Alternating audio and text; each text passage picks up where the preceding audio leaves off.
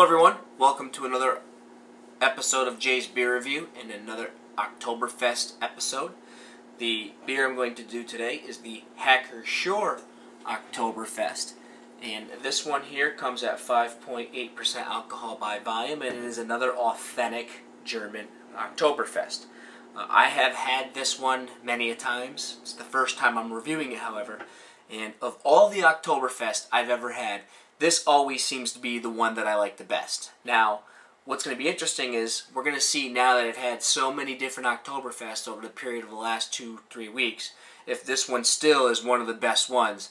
And I don't think it's going to be too hard to beat because I really haven't found too many that blew me away, other than like one or two. So we're going to find out if it still is one of the best that I've had and where it ranks. There's many other Oktoberfests out there that I didn't get, so I'm basing it on the 16 that I have done. I still got 2 more left in the fridge. One I'm going to do later today, and then one tomorrow.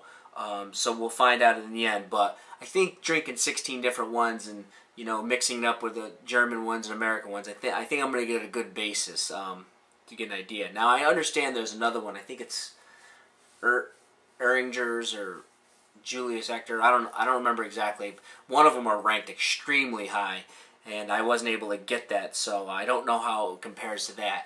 And I also know like Weihenstephaner puts out a fest beer. I was not able to get that this year, but I've had that in the past, and I didn't like that so much either. So really, of all the different ones that I've had, this one usually stands out the most, and we're going to find out if it still does. The mug I'm going to use today is my German glass Stein. It's got like a little shot glass on the top, which I won't use, but this was given to me as a gift for being a groomsman in one of my best friend's weddings years ago, and every now and then I like to break it out and use it, especially like occasions like this. And today is also the last official day of the 200th anniversary of Oktoberfest, so I wanted to save what I consider the best one for that occasion now. But anyway, let's break into it and give it a try.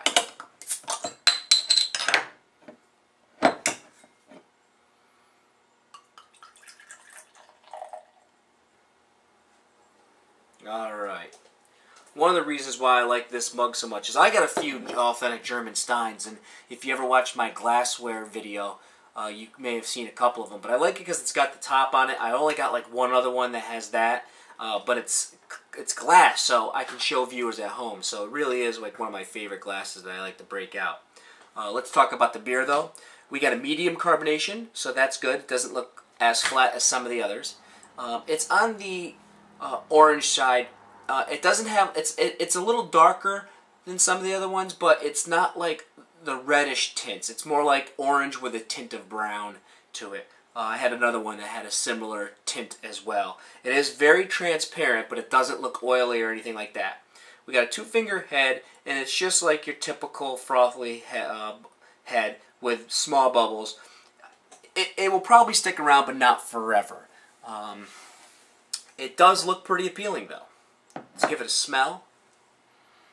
It smells like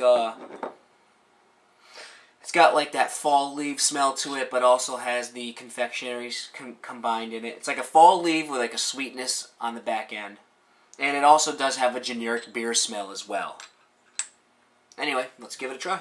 Cheers!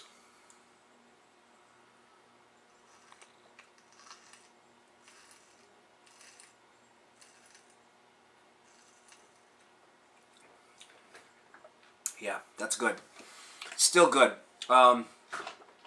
It's got like the caramel or confectionery sweetness. That's what's noticed secondly. The first thing that I notice is the autumn flavors. There is a bitter finish, but it's not overwhelmingly bitter. And it goes down real smooth and easy. It's extremely malty. And it doesn't have like a really nasty aftertaste that some of them have had. There is some liveliness on the tongue, so it shows you that it is carbonated well enough. It's not completely flat like some of them have been. And it's really got a nice clean taste to it. I think that's the biggest difference between this one and some of the other ones is, some of them have like a dirty, grainy kind of taste or complexity to them. This is real clean, real smooth. Really good. This is exactly what I like in an Oktoberfest. Really good, really clean, really smooth. Is it an outstanding beer or anything that I would, call top of line or anything like that? Probably not. I mean, these Marzens just aren't my favorite style of beer. But if I had to have one, this would be the way to go. Anyway, I'm going to go ahead and drink some more of this and get back to you in a few moments. Alright, well I'm back, and as you can see, I have just a little bit of beer here left. That head did pretty much dissipate, but it left just a little bit of a foamy, thin layer at the end, just a little bit, so it didn't completely go away. Again, like I said, I think the reason why I like this beer is because of how clean it goes down, how smooth it is, the maltiness is great, it's got a little bit of that confectionery taste mixed in with that autumn flavor, and it's just a really good example of how an Oktoberfest should taste. Is it a world-class beer? Certainly not, but it's still a very good serviceable beer. I rank this one right up there with the Paulaner. I think the Pschorr and the Paulaner are the two best authentic German Oktoberfest out there, and I also think they're like one of the best Oktoberfest in general of what I've had. And there's plenty out there that I haven't had, but I've had quite a bit at this point in my life, and I could say pretty safely that those two are the better two. As far as the American ones that were good, again, it was the Flying Dog and surprisingly the Harpoon. But realistically, I probably wouldn't stretch too far to drink too many of these Oktoberfests, except for maybe this one, the Paulaner, and probably the Flying Dog.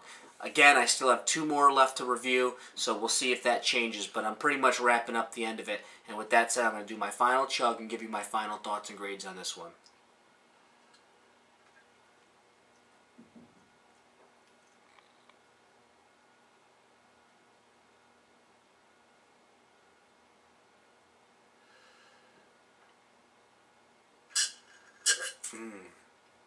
Yeah, that one's good. As far as final thoughts and grade, I would call this beer very good. I wouldn't call it excellent or top-notch or anything like that, but it is a very good beer. It's very good quality, everything you would want in an Oktoberfest. And as far as overall ranking, I'm going to put this one second. I'm going to say that Flying Dog Oktoberfest was better than this. So my favorite one that I've liked for so long was beaten out by the Oktoberfest. I guess the question would be, I had one bottle of the Oktoberfest and I really liked it. I wonder how I would like it over, like, say, 5 or 6 of them. Like this, I know I can drink 4, 5, 6 of these and still continue to like them. In the Oktoberfest, we would see how that would go. But based on what I'm tasting, I did like the Oktoberfest better than this, but I would put this one as the second best one I've had with 2 to go. That said, that was the Pschorr Oktoberfest, and till next time, thanks for watching.